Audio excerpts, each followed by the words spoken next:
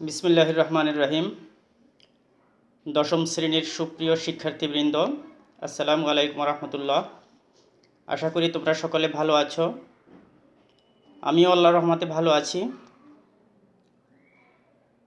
গত ক্লাসের ধারাবাহিকতায় আজও আমরা পঞ্চম অধ্যায়ের বাংলাদেশের নদ নদী এ শিরোনামের আংশিক অংশ আলোচনা করব। সে আলোচনায় তোমরা যে শিক্ষণফলটি অর্জন করতে পারবে, তিনটি শিক্ষণফল রয়েছে। এই তিনটি সম্পর্কে তোমরা মোটামুটি ধারণা পাবে। তো আমরা প্রথমে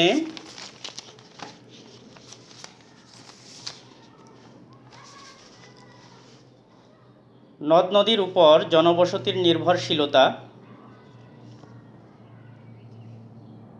নদ নদীর উপরে আমরা মানুষ হিসেবে যে জনবসতি গড়ে তুলেছি, সেটি আদিমকাল থেকে।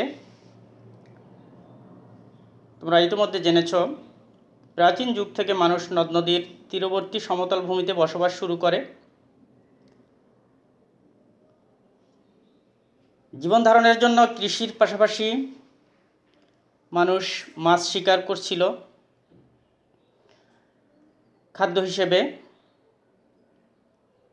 আর এই নদ নদীগুলোই মানুষের জন্য খাদ্য রোজগারের প্রধান একটি উৎস হিসেবে ভূমিকা পালন করছে।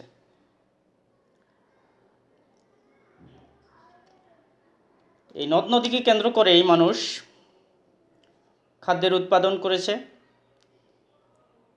নদী থেকে মাছ শিকার, এই নদীর মাধ্যমে পণ্য পরিবহন করেছে, ব্যবসা বাণিজ্য ইত্যাদি পরিচালনা করার জন্যও কিন্তু মানুষ এই নদীর কাছেই স্থায়ীভাবে বসবাস করা শুরু করে এবং এক পর্যায়ে বিভিন্ন শহর গড়ে ওঠে। তোমরা জেনে থাকবা, এই যে নদীবর্তী তীরগুলো রয়েছে, ঢাকা অবস্থিত বুড়িগঙ্গা নদীর তীরে, আমাদের চট্টগ্রাম অবস্থিত কর্ণফুলীর তীরে, নারায়ণগঞ্জ শীতলক্ষার তীরে অবস্থিত, সিলেট সুরমা নদীর তীরে অবস্থিত, কুমিল্লা গোমতী নদীর তীরে অবস্থিত। এই যে কয়েকটি আমরা উদাহরণ দিলাম, এর থেকে বুঝতে পারি যে মানুষ তাদের যোগাযোগ ব্যবস্থা, নিত্য প্রয়োজনীয় খাদ্য সামগ্রী এগুলো গ্রহণ করার জন্য নদীর তীরকে বেছে নিয়েছিল তাদের বসবাস করার উপযোগী স্থান হিসেবে।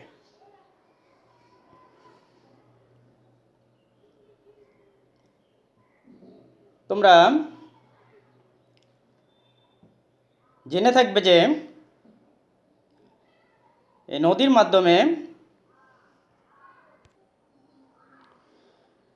শিল্প কলকারখানা প্রতিষ্ঠাতেও নদ নদীর ব্যবহার সবচেয়ে বেশি। তোমরা জেনেছ যে কর্ণফুলী বহুমুখী যে পরিকল্পনা, সেখান থেকে 644 কিলোমিটার নৌ চলাচল করছে। 10 লক্ষ একর জমিতে কৃষি ফলন হচ্ছে। পার্বত্য চট্টগ্রামের যে কাপ্তাই নামক স্থানে বাঁধ নির্মাণ করা হয়েছে, সেখানে বিদ্যুৎ উৎপাদন করা হচ্ছে। এ বাঁধের ফলে ভয়াবহ বন্যা থেকে এই চট্টগ্রাম অঞ্চলকে মুক্ত রাখাও অনেকাংশে সম্ভব হয়েছে। এই কাপ্তাই বাঁধ যেটি, এটির মাধ্যমে আমাদের বিদ্যুৎ উন্নয়নে বিশাল এক ভূমিকা পালন করছে। আমাদের যে নদীগুলো রয়েছে, সেগুলো তাদের যে নাব্যতা রয়েছে সেগুলো দিন দিন হারাচ্ছে। ফলে মানুষের জীবন জীবিকা হুমকির মুখে পড়ে যাচ্ছে। সংগত কারণে আমাদের নদীর নাব্য রক্ষার জন্য জরুরি উদ্যোগ নেওয়া প্রয়োজন হবে। বাংলাদেশের নগর ও গ্রামের জনজীবন, অর্থনৈতিক ব্যবস্থা এগুলো যদি আমরা টিকিয়ে রাখতে চাই তাহলে সকল নদ নদীকে বাঁচাতে হবে। সে কারণে দেশে এখন পরিবেশবাদী যারা রয়েছে তারা একটি আন্দোলন করছে। তোমরা জানো, নদী বাঁচাও এই ধরনের সচেতনতামূলক একটি কর্মসূচি তারা ইতিমধ্যে চালু করেছে। আমাদের দেশে খরা মৌসুমে পানির একটি অভাব দেখা যায়। সে পানির অভাবের কারণটি কি? বাংলাদেশের যে নদীসমূহ রয়েছে সেখানে উজান থেকে প্রচুর পানি আসে, আর এই যে পানিগুলো আসে এ পানির মধ্যে রয়েছে প্রচুর পলি, এক ধরনের মাটি। এ সকল যে পলি এই সকল পলি নদীর তলদেশে চলে যায় এবং সেখানে জমা পড়ে। দীর্ঘদিন এই পলেই জমা থাকার কারণে নদীর যে তলদেশ থাকে সেটি একসময় ভরাট হয়ে যায়, ফলে নদীগুলোতে চর পড়ে যায় এবং নদী আস্তে আস্তে শুকিয়ে যায় বা মরে যায়। আমাদের দেশের উত্তরবঙ্গ ও দক্ষিণ যে অঞ্চলগুলো রয়েছে সেখানে অসংখ্য নদী আছে যেগুলো মৃত হিসাবে পরিচিত। কিন্তু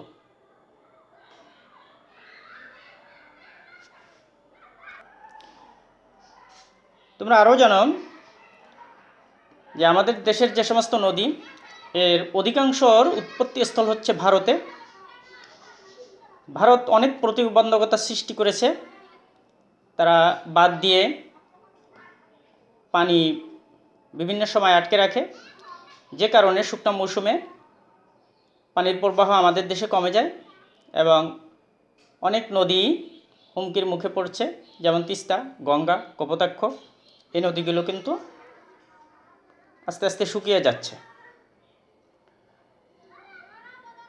এই যে চরম সংকট, এগুলো থেকে আমাদেরকে উত্তরণ ঘটাতে হবে।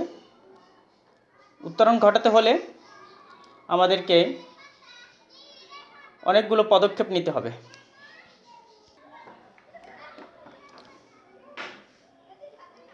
এই পানির অভাবের কারণে নদী শুকিয়ে যাচ্ছে, যে কারণে কৃষি, বাণিজ্য, মৎস্য, যাতায়াত ব্যবস্থা বন্ধ হয়ে যাচ্ছে। আর নদীর তীরে যে সমস্ত গড়ে ওঠা বসতি রয়েছে তাদের জীবন জীবিকা অতিষ্ঠ হয়ে উঠছে।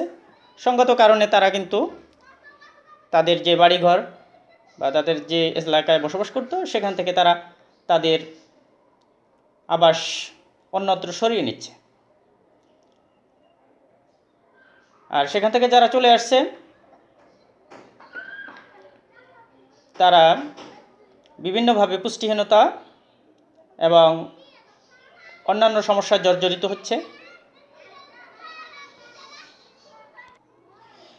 আবার দেখা যাচ্ছে বর্ষাকালে যখন পানি প্রবাহ বৃদ্ধি পায় তখন সেখানে যারা বসবাস করে তাদের বাড়িঘর ভাঙতে পারে এবং মানুষজন তাদের পৈতৃক যে ভিটে বাড়ি আছে সেগুলো হারিয়ে নিঃস্ব হয়ে যায়। এই যে নদীর প্রবাহ, এটি যদি হারিয়ে যায় তাহলে মানুষের মাঝে বিভিন্ন ধরনের সমস্যার সৃষ্টি হতে পারে। সে কারণে আমাদেরকে এই নদীগুলো কিভাবে সংস্কার করা যায়, তার নাব্যতা ফিরিয়ে আনা যায়, তার সমাধানের পদক্ষেপগুলো গ্রহণ করতে হবে। এই নাব্যতা ফেরানোর জন্য যে কার্যক্রম, তার মধ্যে তোমরা দেখতে পাও যে নদীকে আমরা নিয়মিত খনন করব। নদীর উপরে যে অপ্রয়োজনীয় বাঁধ, পুল রয়েছে, তারপরে কালভার্ট, এগুলো নির্মাণ করব না। পানির প্রবাহ ঠিক রাখব এবং জলাধার নির্মাণের নতুন নতুন উদ্যোগ নেব। তাহলে আমরা আমাদের সেই আগের সুন্দর পরিবেশে ফিরে যেতে পারব।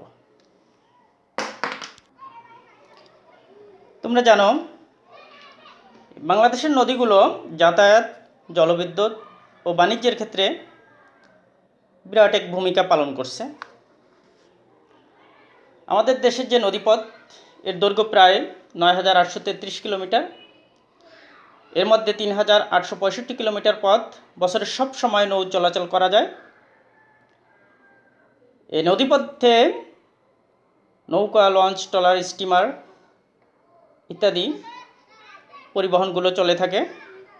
সেখানে সারা বছর ধরে মানুষ তার নিজস্ব গন্তব্যে পৌঁছতে পারে এবং বিভিন্ন ধরনের মালামাল পরিবহন করে থাকে। তোমরা জেনে থাকবে যে বাংলাদেশে আভ্যন্তরীণ নৌ পরিবহন একটা কর্তৃপক্ষ রয়েছে। এটি একটি গুরুত্বপূর্ণ সংস্থা। এটি 1958 সালে তৈরি করা হয়।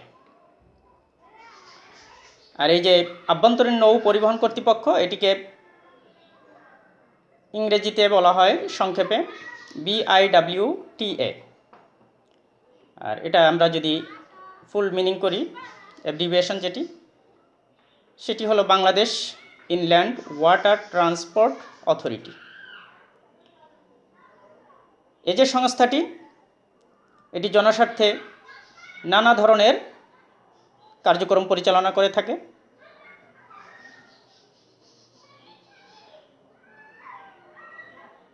যার মাধ্যমে আমরা সাধারণ মানুষ উপকৃত হয়ে থাকি।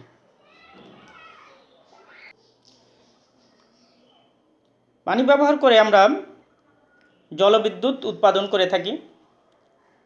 তোমরা ইতিমধ্যে অনেকে জেনেছ, নদী এবং জলপ্রপাতের পানির বেগ ব্যবহার করে টারবাইন যন্ত্রের মাধ্যমে যেই বিদ্যুৎ উৎপাদন করা হয় তাকে আমরা জলবিদ্যুৎ বলে থাকি। আর এই জলবিদ্যুৎ হলো একটি নবায়নযোগ্য শক্তি সম্পদ। আমাদের পার্বত্য এলাকা রাঙামাটি, সেখানে কাপ্তাই নামক একটি স্থান রয়েছে। কর্ণফুলী নদীতে নদীর গতিপথকে বাদ দিয়ে পাকিস্তান আমলে প্রথম জলবিদ্যুৎ উৎপাদন শুরু হয়েছিল। এখান থেকে কম খরচে পর্যাপ্ত পরিমাণ বিদ্যুৎ উৎপাদন করা হয়, যা বাংলাদেশের বিদ্যুৎ উন্নয়নে বিশাল ভূমিকা পালন করছে।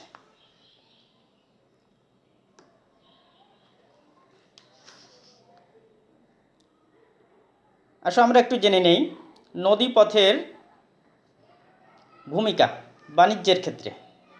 বাণিজ্যের ক্ষেত্রে নদীপথ কী কী ভূমিকা পালন করে থাকে। আমাদের দেশের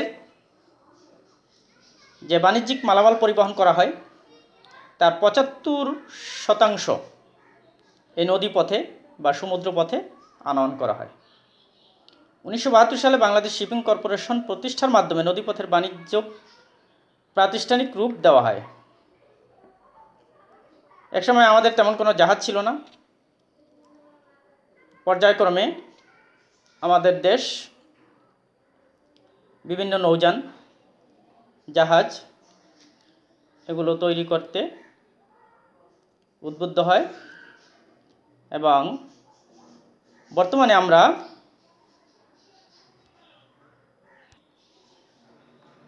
আমরা নিজস্ব উদ্যোগে বিভিন্ন শিপিং ইয়ার্ডের মাধ্যমে আমরা জাহাজও তৈরি করতে পারতেছি। আমাদের দেশ থেকে অন্যান্য দেশগুলোতেও জাহাজ রপ্তানি করা হচ্ছে।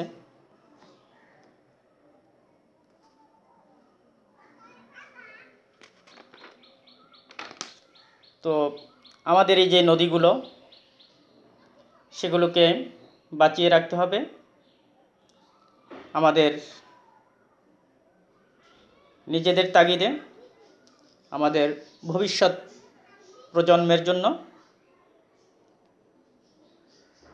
শুষ্ক মৌসুমে এই নদীর নাব্য হ্রাস পাওয়ার কারণে কোনো কোনো নদীতে দেখা যায় যে জাহাজ চলাচল সীমিত হয়ে আসছে। দেশের কৃষি শিল্প এবং মৎস্য সম্পদের বিকাশও কিন্তু বিঘ্নিত হচ্ছে। এই নৌ পরিবহন যদি বন্ধ হয়ে যায় তাহলে আমাদের জন্য খুবই কষ্টকর একটা পরিস্থিতির সৃষ্টি হতে পারে। সঙ্গত কারণে সকল সরকারি বেসরকারি যে প্রতিষ্ঠানগুলো রয়েছে তাদেরকে বাংলাদেশের এই নৌ বাণিজ্যকে গতিশীল করার জন্য সুদূর প্রসারী একটি পরিকল্পনা প্রণয়ন করতে হবে এবং বাস্তবায়ন করার জন্য এগিয়ে আসতে হবে। তাহলেই আমরা বাংলাদেশের যে নদীগুলো রয়েছে সেগুলোর সর্বোচ্চ ব্যবহার ঘটাতে পারবো এবং দ্রুত অর্থনৈতিক সমৃদ্ধি অর্জন করতে আমরা সক্ষম হব। আজকের যে আলোচনা হলো, আশা করি তোমরা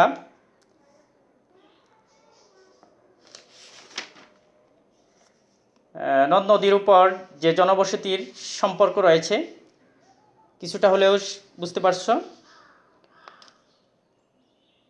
আমাদের নদ নদীতে পানির অভাবের কারণ কি, কিভাবে সমাধান করা যায়, নদীতে কতগুলো যানবাহন চলাচল করে, নদীর মাধ্যমে আমরা জলবিদ্যুৎ উৎপাদন করছি, বাণিজ্যিক ক্ষেত্রে নদী কি কি ভূমিকা পালন করছে, কিছু ধারণা পেয়েছ। তোমরা এই অংশটি বাসায় ভালো করে দেখবে